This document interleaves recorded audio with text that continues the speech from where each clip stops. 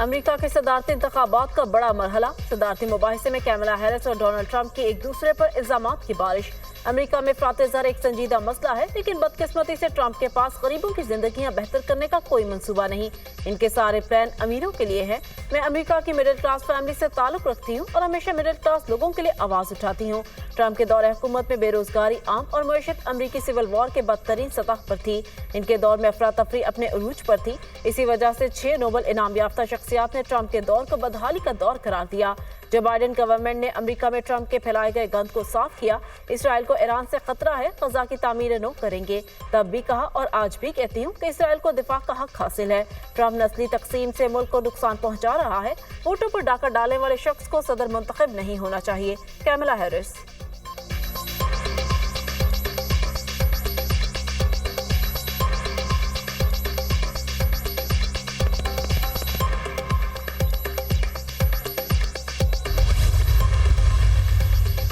मेरे दौर में बड़ी मुआशी तरक्की हुई। सेल्स टैक्स से मुतल्लिक कामला हैरिस के बयान में कोई सदाकत नहीं। हकीकत यह है कि कामला हैरिस के पास अमरीकी खुशहाली का कोई मंसूबा ही नहीं। ये जो बाइडेन का प्लान लेकर घूम रही है। मेरे दौरे हुकूमत के बरक्स मौजूदा दौर में महंगाई इंतहा पर पहुंच चुकी। सब जानते हैं कि मैंने टैक्सों में कमी की। कामला हैरिस मार्क्सिस्ट है। ये मुंतखब हुई तो अमरीका को तबाह कर देगी। फिर कहता हूँ, डेमोक्रेटिक्स अमरीका के साथ जो कुछ कर रहे हैं वो जुर्म से कम नहीं। रोजाना सैकड़ों अफराद गैर कानूनी तरीके से अमरीका में दाखिल हो रहे हैं, लेकिन हुकूमत हाथ पर हाथ धरे बैठी है।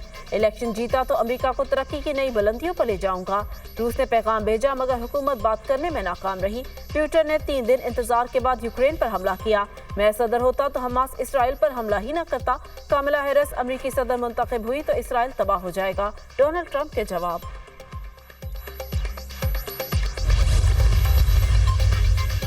नए अदालती साल पर चीफ जस्टिस की गुफ्तगू का मामला। सुप्रीम कोर्ट का वजाहती अलामिया जारी। चीफ जस्टिस के साथ ऑफ द रिकॉर्ड गुफ्तगू को गलत अंदाज में रिपोर्ट किया गया।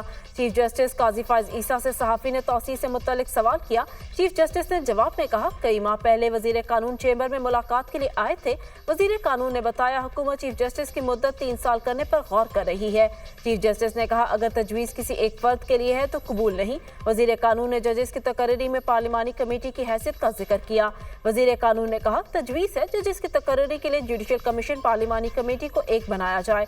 चीफ जस्टिस ने वजीर कानून को जवाब दिया, ये पार्लियामेंट की सवाबदीद है। चीफ जस्टिस ने कहा, जजेस तकर्री की नई मुजवजा बॉडी में अपोजिशन अरकान को बाहर ना रखा जाए। सहाफ़ी की जानिब से राना सनाउल्लाह के बयान पर फॉलो अप सवाल किया गया। चीफ जस्टिस ने कहा, राना सनाउल्लाह से नहीं मिला, ना उनके बयान का इल्म है।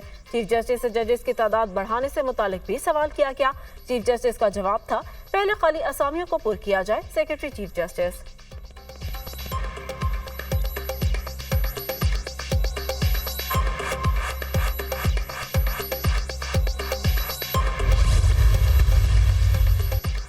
अली अमीन गंडापुर के नाज़ेबा रिमार्क्स पर फैसल वावडा बरहम। सेनेट में जारहाना अंदाज। ये कहना बैंड बाजे के साथ आएंगे, ये किस किस्म की सियासत है। आज आपने मरियम नवाज के खिलाफ बात की, कल आप हमारी माँ और बहनों के खिलाफ बात करेंगे। ये काबिल कबूल नहीं हो सकता।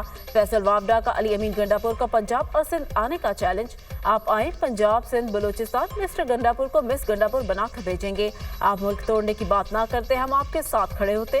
अंदर खाते ये फौज से बातचीत के लिए तरले कर रहे हैं। अरशद शरीफ केस में मुराद सईद, जनरल फैज से बानी पीटीआई को कैसे पता था कि ये होने वाला है। आपने अपनी गंदी सियासत की वजह से अरशद शरीफ को कत्ल करवाया। फैसल वावडा।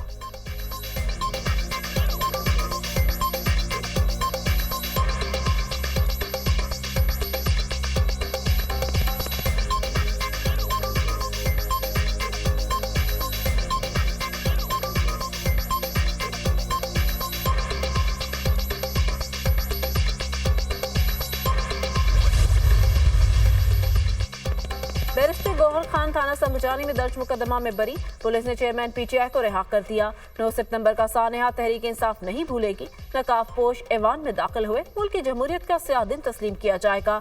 क्या जलसा शादी हॉल में था कि 7 बजे खत्म कर देते। कौन सी दुनिया में ऐसा होता है कि जलसा लेट हो जाए तो मुकदमा दर्ज किए जाए। चेयरमैन पीटीआई बैरिस्टर गौहर की मीडिया से गुफ्तगू।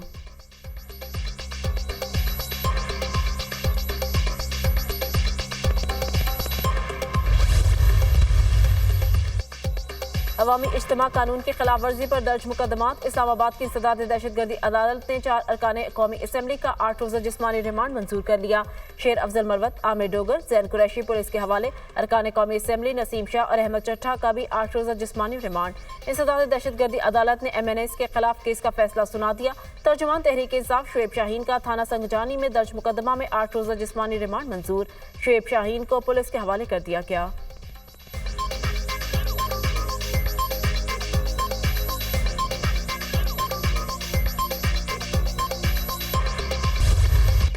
स्पीकर कौमी असम्बली का IG इस्लामाबाद को गिरफ्तार अरकान को पार्लियामेंट में पेश करने का हुक्म। अरकान असम्बली को पार्लियामेंट के अंदर से क्यों गिरफ्तार किया? स्पीकर IG इस्लामाबाद पर बरहम। अपने अरकान की तस्दील किसी सूरत बर्दाश्त नहीं करूंगा।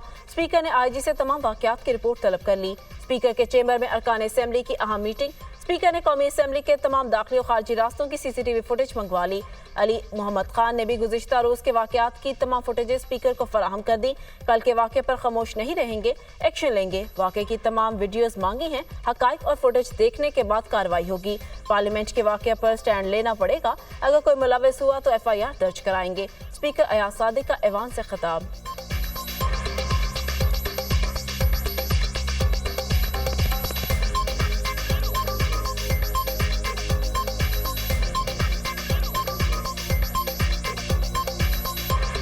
जो कल पार्लियामेंट में अगर हुआ है और अगर वो आए हैं जिस तरह मेरे कोलीग्स बता रहे हैं, तो उसका भी एक्शन लेना है। हमने इस पे ऊपर खामोश नहीं रहना। मैंने सारे गेट्स की वीडियोस मांगी हैं, प्रेसिडेंट हाउस के गेट की, 5 नंबर की, मेन एंट्रेंस की, मेन गेट की, अंदर की जितनी वीडियो फुटेज है वो मुझे चाहिए। मैं FIR कटवाऊंगा उन लोगों के नाम जिन लोगों ने इसमें वो किया है। बानी PTI का मुज़ाकरात के दरवाजे बंद करने का ऐलान। एस्टेब्लिशमेंट समेत सबके मुज़ाकरात के दरवाजे बंद कर रहा हूँ। 6 पार्टी रहनुमाओं को एस्टेब्लिशमेंट से बातचीत की इजाजत दे रखी थी। हमें इजाजत मिले ना मिले 21 सितंबर को लाहौर में जलसा करेंगे। अली अमीन गंडापुर के बयानात से बगावत का तासुर चाहता है, सहाफ़ी का सवाल। अली अमीन गंडापुर ने कौम के जज्बात की तर्जुमानी की। अली अमीन गंडापुर के साथ खड़ा हूँ, बानी PTI का जवाब। अली अमीन गंडापुर की तकरीर पर आपके पार्टी रहनुमा मुआफ़िया मांग रहे हैं। बानी PTI ने कहा, अली अमीन गंडापुर के बयानात तो माफी मांगने वाले बुज़दिल और डरपोक हैं। इनको पार्टी में नहीं होना चाहिए। फैसल वावडा किसका माउथपीस है सबको पता है। अरशद शरीफ केस का ओपन ट्रायल कर ले, सब मालूम हो जाएगा। बानी PTI के अडियाला जेल में सहाफ़ियों से गैर रस्मी गुफ्तगू।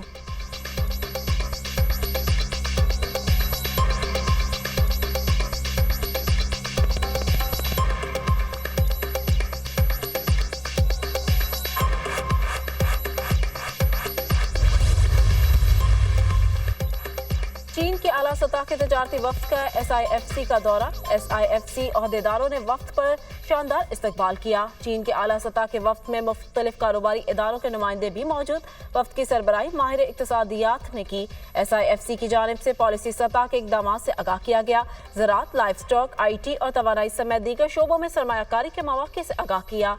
चीनी तजारती वफ्द को पाकिस्तान में सनती तरक्की की नुमाया खसूसियात से भी आगाह किया गया।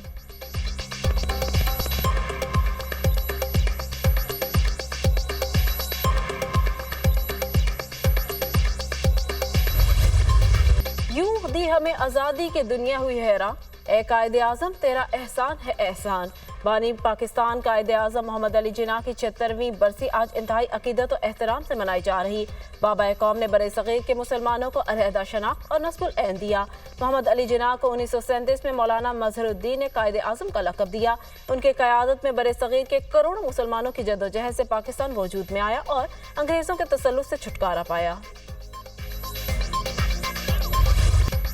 गजा में इसराइली मुजालिम में कमी न आ सकी, ड्रोन हमले और गोलाबारी जारी। 24 घंटे में मजीद दर्जनों फलस्तीनी शहीद, 100 अफराद जख्मी। इसराइल का महफूज करार दिए गए अल-मवासी कैंप पर भी हमला, 40 फलस्तीनी शहीद, 60 जख्मी। खान यूनिस के कैंप पर भी हमला, 19 फलस्तीनियों की लाशें बरामद। मजीद हलाकतों का खदशा। गजा शहर में खाने के एक स्टॉल पर बमबारी, 5 फलस्तीनी शहीद। रफा में इसराइली बमबारी से 3 फलस्तीनी शहीद, मुतादिद अफराद जख्मी हो गए। शहदा की मजमूई तादाद 41,020 हो गई। 94,925 अफराद जख्मी हो चुके। इसराइली फौज ने पोलियो मुहिम के लिए शुमाली गजा जाने वाले UN अमले को हिरासत में ले लिया।